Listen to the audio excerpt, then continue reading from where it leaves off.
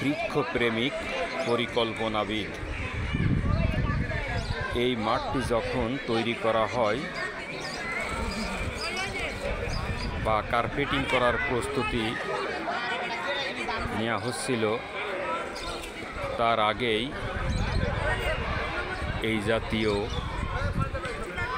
5টা গাছ ছিল। ইচ্ছা করলে এই কার্পেটিং করার জন্য গাছগুলো কেটে ফেলতে পারত, কিন্তু উনি গাছগুলির প্রয়োজনীয়তা অনুভব করে মাঠের মাঝখানে সমস্যা হবে জেনেও গাছগুলো কাটেনি। এই জাতীয় বৃক্ষপ্রেমিক যদি